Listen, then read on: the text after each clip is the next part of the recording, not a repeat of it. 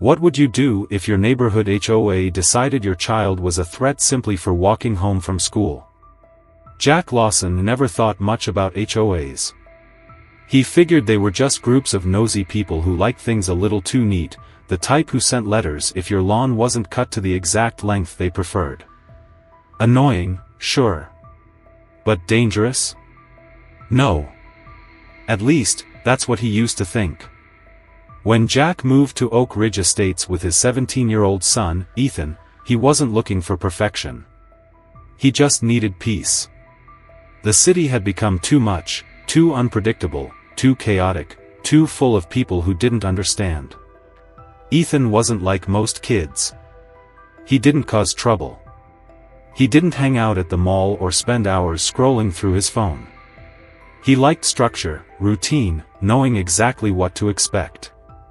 Every day, he took the same path home from school, stopping at the same intersections, waiting the exact number of seconds for the light to change before crossing. And every night, like clockwork, he'd sit on their back porch, gazing at the stars, counting constellations under his breath. That routine was his safety net, the thing that made the world feel manageable. For a while, Jack thought Oak Ridge was exactly what they needed. The houses were well kept, the streets were clean, and the neighborhood had a quiet, predictable rhythm. But it didn't take long for him to realize that quiet didn't mean safe. And predictable? Predictable only mattered if you followed the right rules. He first met Karen Duvall 3 days after moving in. She showed up at his door in pressed slacks and a pastel blouse, gripping a clipboard like it was a weapon. She had the kind of smile that didn't reach her eyes, the kind that felt more like a warning than a welcome. Jack had seen her type before. The self-appointed rulers of small, suburban kingdoms. The ones who thought rules were more important than people. "Mr. Lawson," she greeted, barely glancing up from her list. "I'm Karen Duvall, the president of the HOA. I like to personally welcome all new residents." Jack nodded, already bracing himself. She didn't seem the type to stop by just to say hello. She launched into a speech about neighborhood guidelines, rattling off rules about garbage pickup times, approved exterior paint colors, and the precise grass length allowed before a fine was issued. Jack let her talk, offering the occasional polite nod, figuring it was easier to let her run through her script than to argue. Then, just when he thought she was finished, she tilted her head, her expression shifting into something that looked almost curious. "And who else lives here with you?" she asked, her tone just a little too interested. Jack hesitated. He didn't like the way she asked, like she was filling in a missing puzzle piece. "Just me and my son, Ethan." Karen's lips thinned, the edges of her smile twitching as if she just confirmed a suspicion. "I saw him walking the other day." Jack's stomach tightened. It wasn't what she said, it was how she said it. Like she wasn't talking about a teenager walking home from school, but a stray dog roaming the streets. "He's very quiet," she added, her voice carefully measured. "Not very social, is he?" Jack's jaw clenched. He'd had this conversation too many times before, with teachers, doctors, strangers in grocery stores who thought they had the right to an opinion. "He's autistic," he said, keeping his voice even. For just a second, Karen's expression flickered. Not with sympathy. Not with understanding. Something else. Pity? No. Discomfort. Like she'd just been handed information she didn't know how to process. "Well," she said, recovering quickly, "I'm sure he's a sweet boy. But you know, we do like to keep an eye on things around here. Safety is our top priority." Jack didn't like the way that sounded. And he didn't know it yet, but in just a few days, Karen was going to prove exactly how dangerous that kind of thinking could be. It was a Tuesday evening, the kind where the air felt still, holding the last remnants of summer warmth before the chill of autumn set in. Ethan Lawson left school at exactly 3:45 p.m., just like he always did. His steps were steady, measured, his routine as predictable as the turning of the seasons. He didn't rush. He didn't dawdle. He followed the same path home every day, pausing at the same intersections, waiting for the walk signal before continuing on. It wasn't strange. It wasn't suspicious. It was just how he made sense of the world. But that day, someone was waiting for him. Karen Duval stood at the entrance of the neighborhood, arms crossed, her eyes narrowed in calculation. She had been watching him for weeks, taking notes, cataloging his movements in her mind. And now, in her twisted logic, she had seen enough. As Ethan approached, she stepped directly into his path, blocking his way. "Excuse me," she said, her voice carrying that forced politeness that barely masked her irritation. Ethan didn't respond. He wasn't being rude, he just didn't see a reason to. He wasn't doing anything wrong. He shifted slightly, angling to step around her, but Karen sidestepped to cut him off again. "I asked you a question," she pressed, her tone sharper now. "Why are you walking through here every day? Where exactly do you live?" Ethan blinked, processing. He wasn't good with confrontation, especially when it came from someone like this, someone who spoke in riddles, their words layered with meanings he couldn't quite grasp. He pointed toward his house, the one he had lived in for weeks now, the one she already knew belonged to him. Karen scoffed. "You expect me to believe that?" She took a step closer, her voice lowering. "I know what you're up to. Walking slow, looking at houses, lingering at corners. People have noticed. You think you're being subtle?" Ethan frowned. He wasn't sure what she wanted from him, but the weight in her stare was pressing against his chest, making it harder to breathe. He just wanted to go home. Without a word, he stepped to the side again, but Karen's hand shot out, fingers curling around his wrist. Ethan flinched, his entire body going rigid. He didn't like to be touched, especially not like this. Panic surged through him, sharp and bright, his heart hammering against his ribs. He yanked his arm back, stumbling a step away. That was when Karen pulled something from her purse. For a split second, Ethan didn't understand. The small, black object in her grip didn't register as anything more than a shape. Then, with a click and a burst of light, the world went sideways. Pain erupted through his body, sharp and electric, knocking the air from his lungs. His knees buckled, and he collapsed onto the pavement, his limbs locking up, his mind screaming without sound. His body trembled uncontrollably as the current surged through him, his vision flickering at the edges. He couldn't breathe, couldn't move, couldn't think. Somewhere above him, Karen exhaled sharply. "See," she muttered. "Knew there was something wrong with you." The words barely registered through the static flooding his head. A voice shouted in the distance. Footsteps pounded against the pavement. Someone was calling 911. Karen took a step back, her expression twisting. "He was acting suspicious," she said, turning toward the onlookers. "I was protecting myself." The lie left her lips so easily, as if she had practiced it. And maybe she had. The next thing Ethan knew, there were flashing red and blue lights, voices overlapping, hands hovering near but not touching him. He was trembling so hard his teeth clattered. His mind was fractured, stuck in a loop of pain and confusion. He didn't know where he was. He didn't know what had just happened. A stranger's voice cut through the fog. "Are you the father of a kid named Ethan Lawson?" Jack had just stepped out of a meeting when his phone buzzed in his pocket. The number was unfamiliar, but something in his gut told him to answer. He barely got out a hello before the voice on the other end made his blood turn to ice. "This is Officer Brooks with Oak Ridge PD. We need you to come to the station immediately. Your son has been involved in an incident." Jack's breath caught. "What happened? Is he okay?" The officer hesitated. "He's stable, but you need to get here now." Jack didn't remember the drive to the station.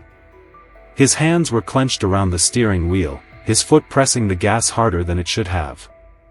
Every worst-case scenario played through his mind in an endless, suffocating loop. When he stormed through the doors, his eyes scanned the waiting area frantically. Then he saw him. Ethan was curled into himself, his arms wrapped tightly around his torso, his breathing shallow. His entire body trembled, his fingers tapping out an anxious rhythm against his leg.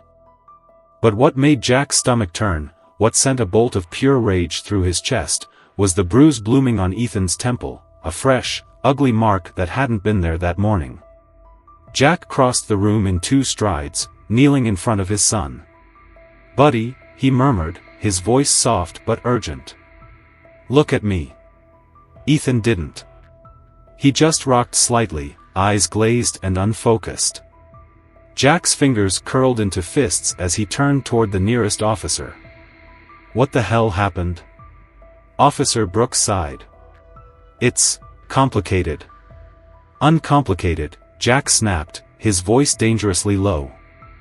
The officer exchanged a look with his partner before gesturing for Jack to follow him down the hall. Jack didn't want to leave Ethan's side, but he forced himself to his feet. The moment the door shut behind them, Brooks let out a sharp exhale. "Karen Duvall tasered your son," he said flatly. Jack's mind blanked. For a second, the words didn't register. "What?" Brooks shifted uncomfortably. She confronted him on his way home. Witnesses say she was aggressive, questioning him about why he was in the neighborhood. When he tried to walk away, she grabbed him, and when he pulled back, he hesitated. She used a taser on him. The room spun. A ringing filled Jack's ears. His voice broke. "She tasered my son?" Brooks nodded grimly. "She claims she was acting in self-defense. That he was a threat." Jack let out a sharp, bitter laugh, one that carried no humor. "He's autistic." He was walking home. And she thought that was a threat? Brooks' expression was unreadable. "She's in custody. There's footage from a neighbor's security camera that confirms what happened." Jack's pulse roared in his ears. His hands clenched so tightly his nails bit into his palms. "She attacked my son," he said, his voice shaking with controlled fury. "Yes." Jack exhaled slowly, trying to steady himself. Then, in a voice as cold as steel, he said, "Then I want her to pay for it." Jack Lawson had spent years teaching himself patience. He had learned to pick his battles, to ignore the stares, the judgment, the subtle condescension from people who thought they knew better. But standing in that police station, looking at his son, his quiet, brilliant boy, curled up in a chair, his body trembling, his face blank with the kind of shock that only came from trauma, Jack felt something snap inside him. This wasn't a battle he could afford to walk away from. By the time he got Ethan home that night, the anger inside him had settled into something sharper, something colder. It wasn't just rage, it was purpose. He barely slept, his mind spinning through every possible action he could take. Karen Duvall had spent her life using rules as weapons, twisting them to suit her needs, manipulating power to make others small. But she had made a mistake this time. A mistake that Jack had no intention of letting her walk away from. The next morning, he made 3 phone calls before he even poured himself a cup of coffee. The first was to Brian Carter, a longtime friend and a damn good lawyer. The second was to Ethan's doctor, scheduling a full medical evaluation to document every last bruise, every aftershock of what had been done to him. And the third, to the Oak Ridge HOA, demanding a community meeting. Brian nearly choked on his coffee when Jack told him what had happened. "She did what?" he sputtered, disbelief laced with fury. "She tasered my son," Jack repeated, his voice like steel. "And I want her to pay for it." "Oh, she's going to pay all right," Brian said without hesitation. "We'll press civil charges for assault, reckless endangerment, and emotional distress. And that's just the start." Jack exhaled. "Good. By the time the community meeting rolled around, the tension in Oak Ridge Estates was thick enough to cut with a knife. Word had spread fast, neighbors whispering, speculation running rampant. Some were still in disbelief. Others, the ones who had spent years under Karen's rule, were quietly furious. Jack didn't waste time with speeches. He didn't need to. Instead, he pulled out his phone and played the security footage. The room fell into a suffocating silence. There, in grainy detail, was Karen standing in the middle of the sidewalk, blocking Ethan's path, her mouth moving rapidly as she interrogated him. The way she grabbed his arm when he tried to walk away. The moment she reached into her purse, pulled out the taser, and used it on him without hesitation. A gasp echoed through the room. A woman covered her mouth. Someone muttered, "Jesus Christ." Jack let the video play until the very end, then looked out at the crowd. He didn't have to tell them what was wrong with it. They already knew. "Karen Duvall attacked my son," he said, his voice low and steady despite the rage simmering beneath it. "For walking home. For existing. For being autistic." A murmur of agreement rippled through the crowd, growing louder, angrier. "She thought she could get away with it," Jack continued, "because she always does. Because this HOA has let her get away with it for years. But this isn't a dispute over paint colors or garbage bins. This is an attack on a child. That was when the floodgates opened. She fined my daughter for leaving her bike outside for 5 minutes. She tried to have my son's car towed because it was parked an inch over the line. She accused my husband of trespassing on our own lawn because he came home in his work uniform and she didn't recognize him." Jack let them talk. Let them build their own case against her. Then he made his move. "I'm filing civil charges," he said. "But that's not enough. Karen Duvall should never hold power in this neighborhood again." A man in the front row stood up. "Then let's get rid of her." The vote to remove Karen as HOA president was unanimous. But the fight wasn't over. Not yet. Because the next morning, Jack got a call from Karen's lawyer. She was suing him for defamation. Jack sat at his kitchen table, gripping his phone so tightly his knuckles turned white. He had expected Karen to fight back, people like her always did, but this was next-level delusion. "She's suing me for defamation," he repeated, his voice laced with disbelief. Brian Carter sighed on the other end of the line. "Not just defamation. She's claiming emotional distress and damage to her reputation. Says the community meeting you held has made it impossible for her to continue living in Oak Ridge Estates peacefully." There was a pause before Brian added, dryly, "Apparently, tasering a kid wasn't the thing that ruined her reputation. It was you exposing her for it." Jack exhaled slowly, pressing his fingers against his forehead. "Tell me this is as ridiculous in legal terms as it sounds." "Oh, it's beyond ridiculous," Brian assured him.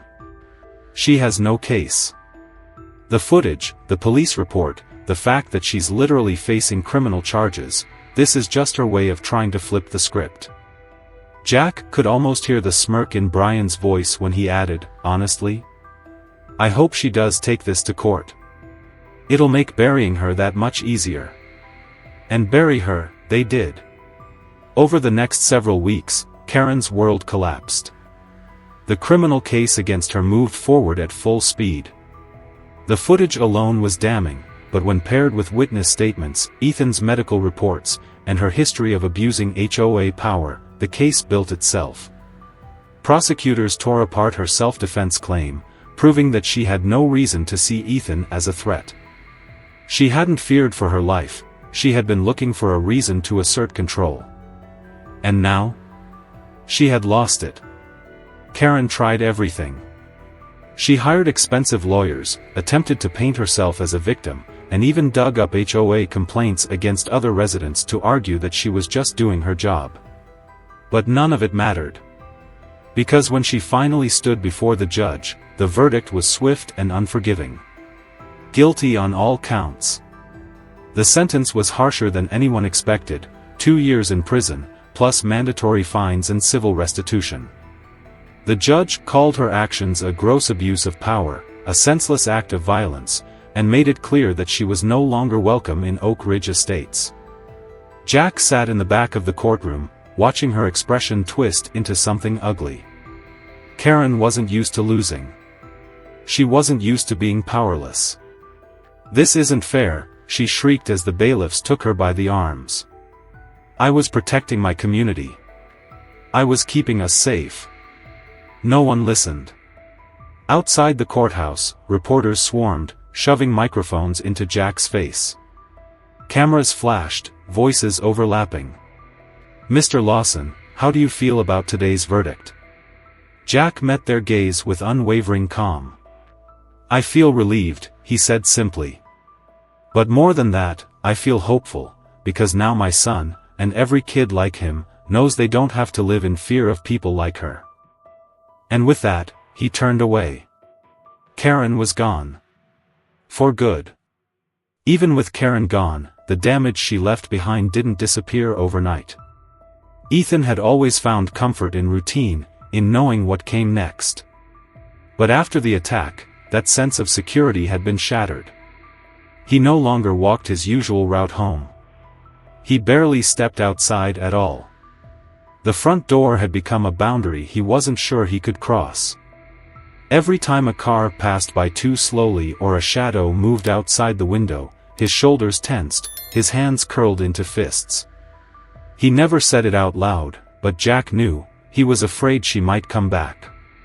Jack didn't push.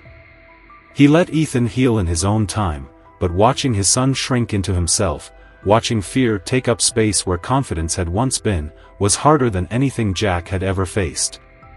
So one afternoon, after a quiet dinner, he sat beside Ethan on the couch and spoke softly. "She's gone," he said. "She can't hurt you anymore." Ethan didn't answer at first. His fingers twitched against his jeans, the same rhythmic pattern he always used when he was deep in thought. Then, finally, in the smallest voice, he asked, "Are you sure?" Jack's chest ached, but he nodded. "I promise." The next evening, Ethan took his first step back into the world. It wasn't much, just sitting on the porch for a few minutes, the sky stretching open above them, but it was something. And then, a few days later, he took another step. A short walk down the street. A little further the next time. Slowly, piece by piece, he reclaimed what had been stolen from him. One afternoon, as Jack was cleaning out the garage, a young girl approached the porch. She was maybe 9 or 10, holding a stick of sidewalk chalk in her hand. "Hi," she said brightly to Ethan. "I like drawing. Want to see?" Ethan hesitated, glancing at Jack, who gave him an encouraging nod. Then, cautiously, he stepped forward. The girl, her name was Lily, grinned and pointed to a half-finished rocket ship she had drawn on the pavement. "You want to help?" she asked. For a moment, Ethan stood still. Then, slowly, he bent down, picked up a piece of blue chalk, and carefully traced the curve of a planet next to the rocket. Jack watched from a few feet away, something warm settling in his chest. Ethan was okay. Maybe not completely. Maybe not yet. But he was getting there. Life wasn't about going back to the way things were. It was about moving forward, finding a new normal, one where Ethan didn't have to look over his shoulder. One where Karen Duvall was nothing more than a bad memory. And in the end, that was the greatest victory of all. Have you ever faced an HOA nightmare?